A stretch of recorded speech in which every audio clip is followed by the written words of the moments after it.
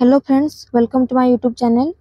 आशा करुच्ची समस्त भलर थी। प्रिवियस वीडियो आम पढ़ी भारतीय जातीय आंदोलन रे गांधीजी को आविर्भाव।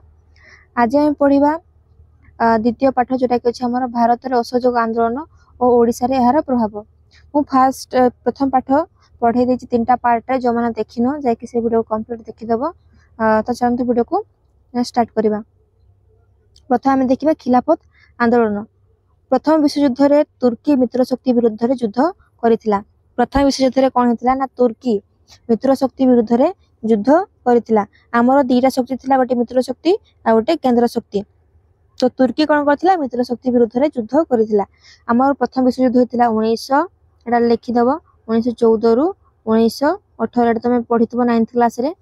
तो जानिथबो समस्ते हमरो प्रथम विश्वयुद्ध केते हेतिला 1914 रु 1918। युद्ध समय तुर्की साम्राज्य को विभाजित कर दियागला। युद्ध समय कौन करागला तुर्की साम्राज्य को विभाजित कर दियागला। तुर्की प्रति एतादृश व्यवहार भारतर मुसलमान मान व्यथित एवं प्रधान्वित करथिला। जेहेतु तुर्की साम्राज्य को विभाजित कर दियागला तेणुक भारतीय मुसलमान माने अत्यंत व्यथित होते, दुख अनुभव करथिले एवं प्रधान्वित होते, अर्थात रागी जाइथिले। तुर्कीर सुल्तान थिले मुसलमान धर्मगुरु बा खलीफा। या मन रखिदेव परीक्षा रे शॉर्ट क्वेश्चन पचारि पारे। तुर्कीर सुल्तान के थिले मुसलमान धर्मगुरु बा खलीफा। तेणु सेमाने सुल्तान को समर्थन जणाई तांकर क्षमता ह्रास विरुद्ध रे दुई अली भ्राता शौकत अली और मोहम्मद अली नेतृत्व रे खिलाफत आंदोलन आरंभ कले। भारत आम दुई जन मुसलमान दुई अली भ्राता थिले शौकत अली और मोहम्मद अली। से कौन करथिले ना आमर सुल्तान को समर्थन जणाई, जेहेतु तांकर ह्रास क्षमता ह्रास होइतिला तो तांको समर्थन जणाई तांको पई खिलाफत आंदोलन आरंभ करथिले। तांकर ह्रास क्षमता ह्रास विरुद्ध रे दुई अली भ्राता शौकत अली मोहम्मद अली खिलाफत आंदोलन आरंभ करथिले। खलीफा को समर्थन करी एही आंदोलन होइथबारु एहाकू खिलाफत आंदोलन कहा जाय। जेहेतु खलीफा को समर्थन करी बा मुसलमान मानक धर्मगुरु तांको समर्थन करी एही आंदोलन होइथबारु ता कहा जाय खिलाफत आंदोलन। आंदोलन परिचालना करिया पई एक खिलाफत कमिटी गठन करा गला। एही आंदोलन परिचालना करिया पई गोटे खिलाफत कमिटी गठन करा गला। जे कोनोसी गोटे जिंस हम यदि गोटे प्रोग्राम अरेंज करूछु, गोटे इवेंट, ताले हमकु किछि किछि केमिति कोन प्रोग्राम आरंभ होबा कि शेष होबा से सब ध्यान देबाक पड़ी थाए। सेमिति जेतु एटा गोटे आंदोलन तो तार परिचालना पई किपरि आंदोलन को आरंभ करा जिवो, कौन कौन तार कार्यावली रहिबो, कौन कौन हमकु करिवार अछि, से सब को तदारक करिया पई परिचालना करिया पई कमिटी गठन करा था कहंती खिलाफत कमिटी। एथिरे दुई अली भ्रातांक व्यतीत मौलाना अबुल कलाम आजाद, हकीम हजबल खा और हसरत मोहानी सदस्य थिले। दुई अली भ्राता तांक व्यतीत मौलाना अबुल कलाम आजाद, हकीम हजबल खा, हसरत मोहानी सदस्य थिले। तापर देखिया तुमे जानिछो कि एई बॉक्स गुडा मध्ये नजर पकोथबे, एगुडा भी इंपोर्टेंट। मौलाना अबुल कलाम आजाद को मूल नाम थिला मोहिउद्दीन अहमद। मोहिउद्दीन अहमद तांको मूल नाम कोन थिला मोहिउद्दीन अहमद। से जने नेतृस्थानीय स्वाधीनता संग्रामी, भारतीय संविधान प्रणयन सभार सदस्य और स्वाधीन भारत प्रथम शिक्षा मंत्री एवं इंडिया विन्स फ्रीडम नामक पुस्तक लिखिथिले। परीक्षा रे आसीबो स्वाधीन भारत प्रथम शिक्षा मंत्री किए किए ना मौलाना अबुल कलाम आजाद बा ऑप्शन जे दैथिबो मोहिउद्दीन अहमद। दिरा जाक हबो किबा पचारिबो इंडिया विन्स फ्रीडम के लिखिथिले ना मौलाना अबुल कलाम आजाद। तेणु कर ए बॉक्स गुडा को इग्नोर करबो नाही। ए बॉक्स गुडा को मध्ये भलो से पढी कि मन रखिबो। 1992 तांको मरणोत्तर भारत रत्न सम्मान रे भूषित कराइथिला। 1992 मसिया रे तांको मरणोत्तर भारत रत्न सम्मान रे भूषित करा गला बा तांको भारत रत्न दिया जायतिला। महात्मा गांधी हिंदू और मुसलमान को एकत्र करने सहित जातीय आंदोलन भित्तिभूमि को दृढ़ करने आंदोलन को समर्थन करथिले।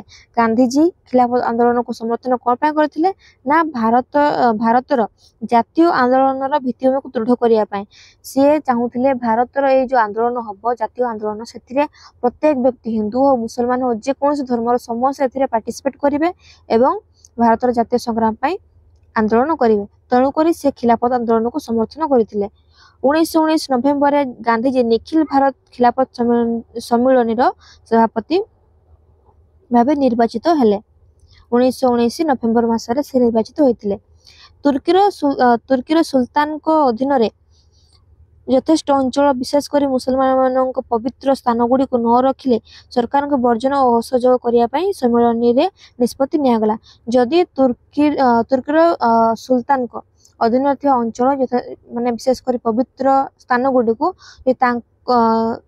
अधीन न रखा ताहले कौन करा ना सरकार को वर्जन करा असहयोग आंदोलन स्टार्ट करा बोली निष्पत्ति निगला। यही धमक सत्वे प्रथम विश्वयुद्ध पर तुर्की पर लदी दि सेवर्स चुक्ति द्वारा सुल्तान को अधिकृत अनेक अंचल अधीन काढ़ी निगला। सेवर्स चुक्ति माध्यम कौन करागला ना तुर्कीर अंचल गुड़ी को सुल्तान को अधीन काढ़ी निगला। गांधीजी परामर्श क्रमे निखिल भारत खिलाफत कमिटी असहयोग कार्यक्रम ग्रहण कर आंदोलन आरंभ कला। गांधीजी को परामर्श से परामर्श देले तापर कौन है ना निखिल भारत खिलाफत कमिटी असहयोग आंदोलन करने असहयोग आंदोलन आरंभ कला। 1920 जून 9 तारिख में अलाहाबाद ठारे एक सर्वदलीय बैठक आयोजन करागला। एठारे गांधीजी को नेतृत्व में खिलाफत कमिटी इंग्रेज सरकार सहित संपर्क छिन्न करने निष्पत्ति नेला। यही जो होता आमर अलाहाबाद रे 1920 जून 9 तारिख में से एक बैठक में गांधीजी को नेतृत्व में खिलाफत कमिटी रे कौन है ना इंग्रेज सरकार सहित संपर्क छिन्न करने निष्पत्ति निगला।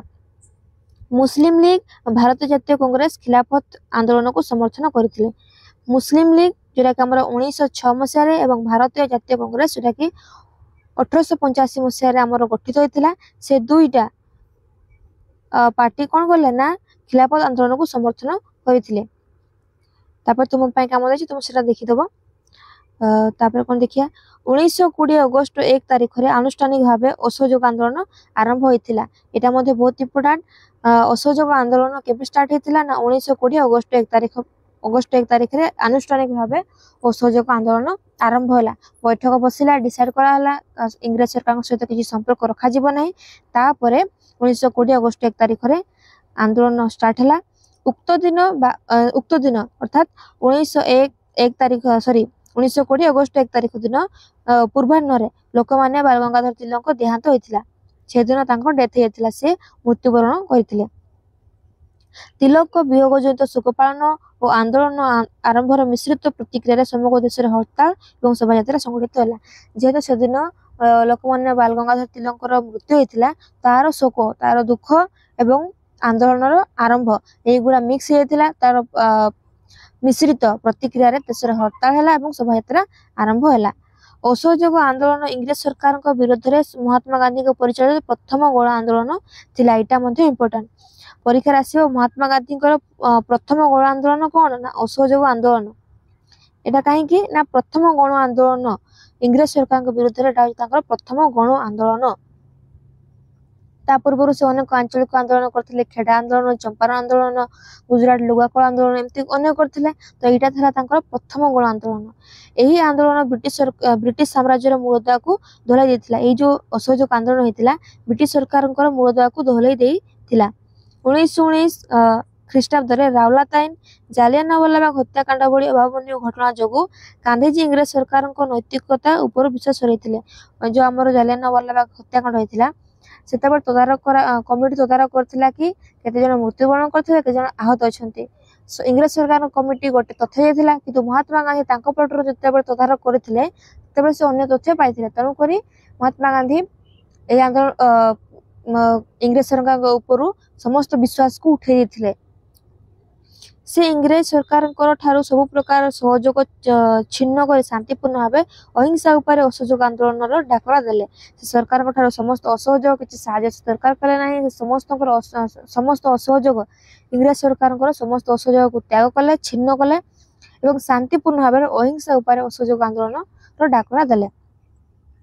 भारत शासन आईन 1919 त्रुटि अमृतसर घटना तदंत निजुक्ति हंटर कमिटी विवरण पक्षपातिता तथा भारत मुसलमान को इंग्रेज विरोधी खिलाफत आंदोलन महात्मा गांधी असहयोग आंदोलन आह्वान को साकार कर सहायक होता। भारत शासन आईन 1919 त्रुटि अमृतसर घटनार ତଦନ୍ତ ପାଇଁ ନିଯୁକ୍ତ जो अमृतसर घटना होता तार नियुक्त किए हंटर कमिटी बरणीर पक्षपातिता तथा भारत मुसलमान इंग्रेज विरोधी खिलाफत आंदोलन महात्मा गांधी असहयोग आंदोलन आह्वान को साकार भाव सहायक होता। एबे देखिया भारत शासन आईन 1919 कौन थिला। इंग्लैंड वैदेशिक सचिव एडविन मॉन्टेगू और भारत वाइसराय लॉर्ड चेम्सफोर्ड को द्वारा प्रस्तुत होता संविधान संस्कार गुड़िक 1919 डिसेम्बर 23 ठार भारत शासन आईन 1919 नाम प्रचलित है। इंग्लैंड वैदेशिक सचिव से किए एडविन मॉन्टेगू भारत वाइसराय थे लॉर्ड चेम्सफोर्ड द्वारा प्रस्तुत होता संविधान संस्कार 1919 डिसेम्बर 23 ठारू कौन बोली कौ ना नामित है परिचालित है कौन ना भारत शासन आईन 1919 केवल 1919 डिसेम्बर 23 रु यही आईन को मॉन्टेगू चेम्सफोर्ड संस्कार कहा जाए। यही जो भारत शासन आईन 1919 को मॉन्टेगू चेम्सफोर्ड संस्कार कहा जाए। एथिरे केतक त्रुटि थिला भारत शासन आईन 1919 रे केतक त्रुटि थिला बा भूल थिला।